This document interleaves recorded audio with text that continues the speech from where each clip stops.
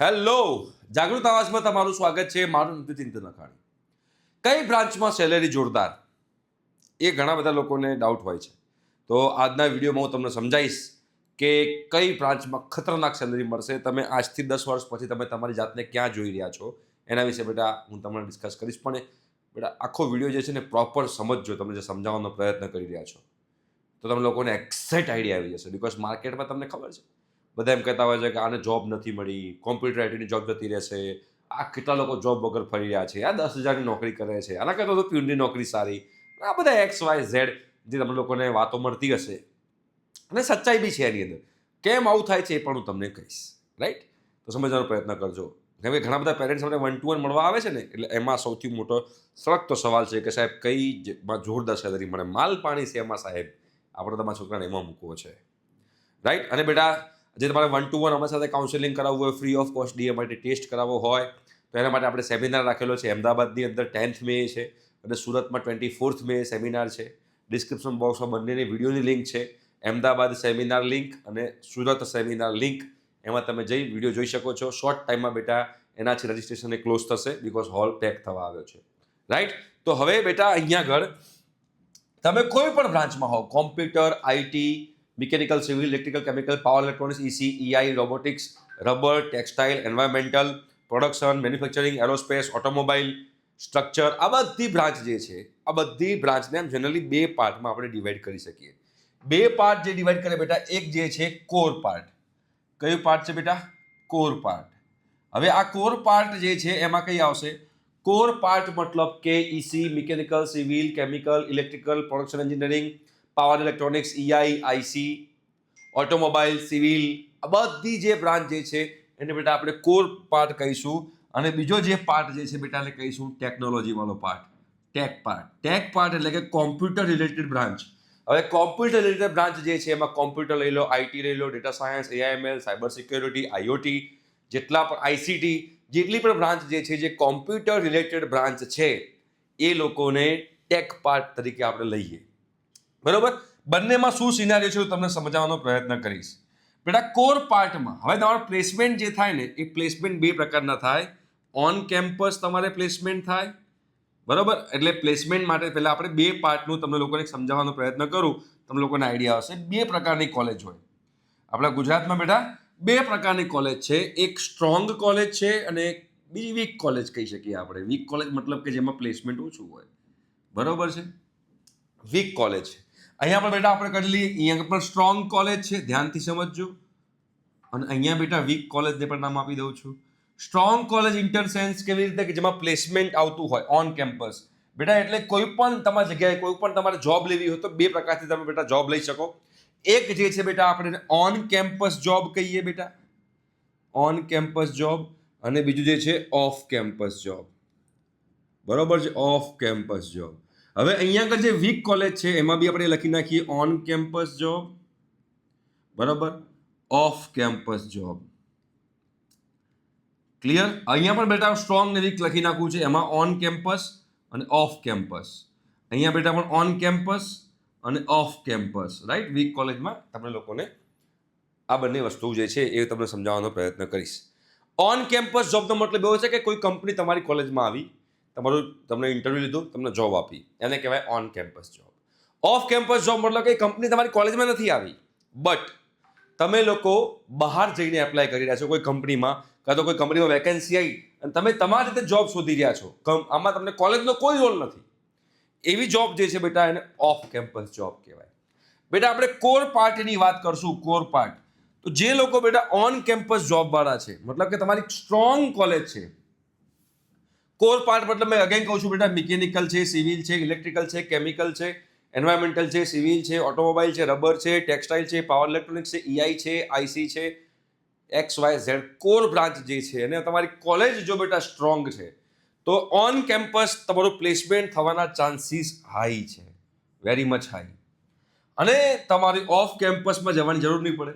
Not required, not required, because તમારે લોકોને જે છે ઓન કેમ્પસ જ તમને લોકોને પ્લેસમેન્ટ મળવાના ચાન્સીસ છે.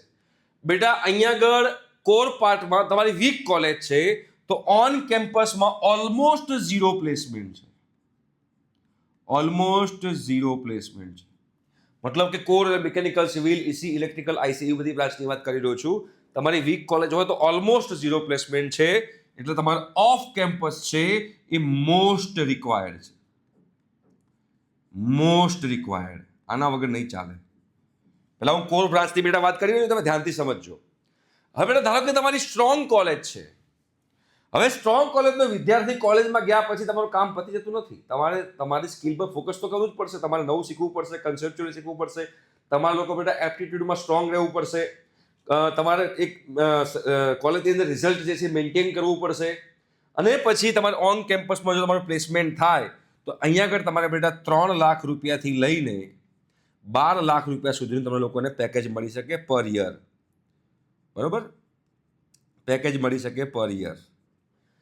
હવે નોટ રિક્વાયર્ડ, પણ હવે કેમ કે ઓન કેમ્પસ પ્લેસમેન્ટ છે. હવે ધારો કે તમે આમાં વીક કોલેજમાં એડમિશન લીધું છે. તમારે કોર બ્રાન્ચની અંદર તમે લોકો બેટા વીક કોલેજમાં એડમિશન લીધું છે.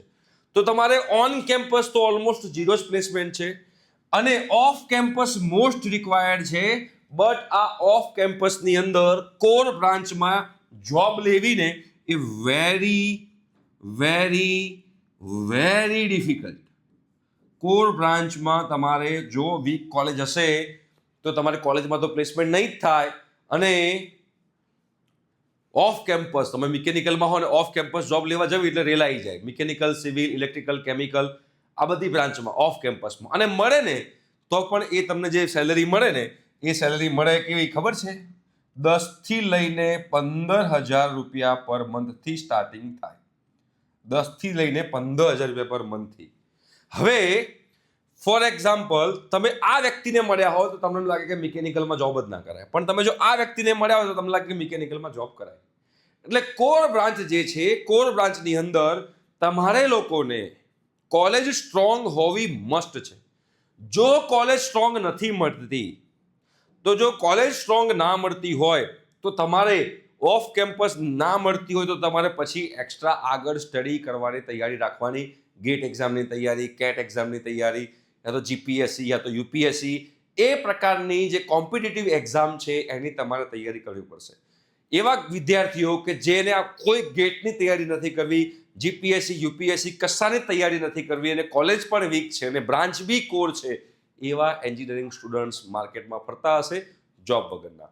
એટલે તમને કાં તો બહુ જ ઓછી સેલરીવાળા, એટલે તમને કોઈ જગ્યાએ કોઈ વ્યક્તિ એવો દેખાય કે ભાઈ આને તો જોબ નથી મળી, પહેલો ક્વેશ્ચન તારી બ્રાન્ચ કઈ છે પૂછો. બીજો ક્વેશ્ચન કે તે કઈ કોલેજમાંથી કર્યું છે પૂછો. જો એને ઓન કેમ્પસ જોબ નથી મળતી તો ઓફ કેમ્પસમાં વ્યક્તિ જે છે એ રખડવાનું ચાલુ થઈ જાય, એને ફરવાનું ચાલુ થઈ જાય, સ્ટ્રગલ ચાલુ થઈ જાય. આ કોર બ્રાન્ચની વાત કરી રહ્યો છું. વાત કરીએ બેટા ટેકનોલોજીકલ પાર્ટની, મતલબ કે computer, IT, ICT, data science, AIML આ બધી બ્રાન્ચ જે છે એની વાત કરીએ છીએ. એમાં પણ બેટા બે પ્રકારની કોલેજ છે. એક સ્ટ્રોંગ કોલેજ છે અને એક વીક કોલેજ છે. તો બેટા જે સ્ટ્રોંગ કોલેજ છે એમાં ઓન કેમ્પસ અગેન એમાં વેરી વેરી હાઈ ચાન્સીસ. બરાબર. Off campus not required. કેમ નોટ રિક્વાયર્ડ? બેટા કોલેજમાંથી જ પ્લેસમેન્ટ થઈ જતું હોય તો ઓફ કેમ્પસ જવાની ક્યાં જરૂર પડે છે? બરાબર. એટલે સૌથી વધારે તમારા લોકો ધ્યાનમાં એ રાખવાનું કે ઓફ કેમ્પસ જે છે એ ઓફ કેમ્પસ તમારે લોકોએ ના જવું પડે. ભગવાનને પ્રાર્થના એ જ કરવાની. કેમ્પસમાંથી જ તમને નોકરી મળી જાય ને એ સૌથી ઇમ્પોર્ટન્ટ, સૌથી બેસ્ટ નોકરી હોય અને એમાં તમને હાઈએસ્ટ પ્લેસમેન્ટ મળે. કોઈ વ્યક્તિ એવો નહીં હોય કે જેને કેમ્પસમાં કોઈ કંપની 6 લાખનું પેકેજ આપતું હોય અને ઓફ કેમ્પસમાં 7 લાખનું પેકેજ મળે. ઓફ કેમ્પસમાં એને એનાથી ઓછું જ મળશે, એની ગેરંટી. બરાબર. તો હા, પછી ગૂગલમાં, એમેઝોનમાં એમાં એપ્લાય કરતો તો વસ્તુ અલગ છે. સ્ટ્રોંગમાં ઓન કેમ્પસમાં હાઈ પ્લેસમેન્ટ અને એમાં પણ તમે જોશો તારી રેન્જ બહુ મોટી છે. 4 લાખથી લઈને 50 લાખનું પેકેજ મળી શકે. 4 લાખથી લઈને 50 લાખ જેવી તમારી કોલેજ, જેવી તમારી કોલેજની સ્ટ્રોંગનેસ, જેવી તમારી ફોર એક્ઝામ્પલ DAIICT હોય, નિરમા હોય તો હાઈ પેકેજ તરફ જવાય. અને ઓફ કેમ્પસ તો તમારે રિક્વાયર્ડ નથી. હવે જો તમારી કોલેજ વીક છે, બરાબર, તમારી જો કોલેજ વીક છે તો ઓન કેમ્પસ તો તમારે બહુ લો થવાનું છે પ્લેસમેન્ટ, યા તો થશે જ નહીં. તમારે બેટા ઓફ કેમ્પસ જવું પડશે. તો ઓફ કેમ્પસ જવું પડશે તો કોર બ્રાન્ચના જે વિદ્યાર્થીઓ છે એના કરતાં ટેક બ્રાન્ચના વિદ્યાર્થીઓ થોડીક સિચ્યુએશન સારી છે. બિકોઝ ઘણી બધી આઈટી કંપનીઝ છે. મિકેનિકલની કંપની ગુજરાતમાં જોવા જઈએ એના કરતાં આઈટી કંપની વધારે છે. તો એમાં ચાન્સીસ છે પણ અગેન તમને જે સેલરી મળશે એ 15,000થી લઈને 25,000ની સેલરી તમને લોકોને મળશે ઓફ કેમ્પસની અંદર પર મંથ. એ પણ તો જ મળશે કે તમને કંઈક આવડતું હશે. ખાલી ટાઈમ પાસ કરવા માટે તમે એન્જિનિયરિંગ કર્યું હશે તો તમને એ બી સેલરી નહીં મળે. એટલે તમને ઓફ કેમ્પસ તમે જઈ રહ્યા હોવ તો જોડે બેટા અહીંયા આગળ બહારથી સ્કિલ પર ફોકસ કરજો, શીખવાનો કંઈક પ્રયત્ન કરજો, કોડિંગ કરજો, કોઈ લેંગ્વેજ શીખજો, સર્ટિફિકેશન લેજો. એ બધી વસ્તુ તમે લોકો કરજો જો તમારી કોલેજ વીક આવે તો. બધાને તો સ્ટ્રોંગ કોલેજ નથી મળવાની ને, તો જે લોકોને વીક કોલેજ મળે એ લોકો આ વસ્તુ ધ્યાનમાં રાખવાની છે. તો ઓફ કેમ્પસમાં તો બંનેની હાલત ખરાબ છે, બટ કોમ્પ્યુટર આઈટીની અંદર તમે લોકો જોશો તો તમને of campus mechanical civil core branch કરતાં વધારે ચાન્સીસ છે ઓફ કેમ્પસમાં જોબ મળવાના. પ્લસ TCS, ઇન્ફોસિસ જેવા માસ હાયરિંગ કરતા હોય છે. એનું NQT થતું હોય છે. NQT તમને કદાચ ખ્યાલ હોય તો નેશનલ ક્વોલિફિકેશન ટેસ્ટ લેવાતો હોય છે. એના બેઝ પર તમે TCSમાં જોબ લઈ શકો છો ઓફ કેમ્પસમાં. બીજી ઘણી બધી ઓપોર્ચ્યુનિટીઝ છે કોમ્પ્યુટર આઈટી વાળા માટે ઓફ કેમ્પસ પણ કોર બ્રાન્ચ વાળાને બેટા બીજી ઘણી બધી ઓપોર્ચ્યુનિટી નથી ઓફ કેમ્પસની અંદર. એટલે તમારે લોકોએ આ વસ્તુ ધ્યાનમાં રાખવાની છે કે તમારે કઈ કોલેજમાં જાઓ. ધારો કે તમને વીક કોલેજ મળે તો તમારે શું કરવું. હવે આજથી 10 વર્ષ પછીનો સેલરી ગ્રોથની વાત કરીએ તો આજથી 10 વર્ષ પછીના સેલરી ગ્રોથની વાત કરીએ તો ફોર એક્ઝામ્પલ હું ગ્રાફ ડ્રો કરું અને અહીંયા આગળ આપણે આ યર લખી દઈએ, બરાબર છે. તો જે કોર બ્રાન્ચની સેલરી ગ્રોથ જે છે આપણે આ વાય એક્સ પર બેટા આપણે સેલરી ગ્રોથ આપીએ. આ વાય એક્સ જે છે એને બેટા આપણે સેલરી ગ્રોથ તરીકે લઈએ અને એક્સ અક્ષને બેટા આપણે યર તરીકે લઈએ. તો જે કોર બ્રાન્ચ જે છે એ કોર બ્રાન્ચની સેલરી આવી રીતે વધશે, બરાબર. કોર બ્રાન્ચની સેલરી જે છે આવી રીતે વધશે. એટલે અહીંયા હું લખી શકું કોર બ્રાન્ચ, બરાબર. અહીંયા હું લખી શકું બેટા કોર બ્રાન્ચ. અને બેટા અહીંયા આગળ ધારો કે હું આઈટી બ્રાન્ચની ટેક બ્રાન્ચની વાત કરું તો બેટા એની સેલરી કંઈક આવી રીતે વધશે, બરાબર. આ છે બેટા ટેક બ્રાન્ચ, મતલબ કોમ્પ્યુટર આઈટી રિલેટેડ બ્રાન્ચ જે હોય એને કહેવાય ટેક બ્રાન્ચ. તો કોર બ્રાન્ચની સેલરી આમ વધશે, મતલબ કે ધારો કે અહીંયા આગળ મેં 5 લાખ લખેલું છે, 5 લાખ રૂપિયા વર્ષની સેલરી. તો ધારો કે અહીંયા આગળ મેં 1 યર લખેલું છે, 1 યર, બરાબર. તો કોમ્પ્યુટર આઈટી વાળો 1 યરમાં જ પહોંચી જશે 5 લાખ પર. ધારો કે મિકેનિકલ વાળાને કદાચ 4 વર્ષ લાગે 5 લાખ પર પહોંચતા, બરાબર. ક્લિયર કે વધારે વર્ષ લાગે. સમજાવું છું કે આમાં કોઈ ગ્રાફમાં કે ભાઈ તમારે લોકોએ આ વસ્તુ ધ્યાનમાં રાખવાની છે કે મિકેનિકલ વાળા જે છે એ લોકોને કદાચ આ ધારો કે અહીંયા આગળ આપણે ગ્રાફ ડ્રો કરી દીધો, ધારો કે આ ચોથું વર્ષ અહીંયા છે, બરાબર. તો જો પહેલા વર્ષે જ કદાચ કોમ્પ્યુટર આઈટી વાળા 5 લાખે પહોંચી જાય તો એ 5 લાખે પહોંચતા મિકેનિકલ વાળાને 4 વર્ષ લાગે. તો આ કોર બ્રાન્ચ વાળાનો સેલરી ગ્રોથ છે અને આ ટેક બ્રાન્ચ વાળાનો સેલરી ગ્રોથ છે. ઓબ્વિયસ છે કે ટેક બ્રાન્ચમાં સેલરી ગ્રોથ ફાસ્ટર છે મિકેનિકલ એટલે કોર બ્રાન્ચ કરતા, બરોબર છે. બટ તમારી કોલેજ જે છે બહુ અગત્યનો રોલ ભજવશે.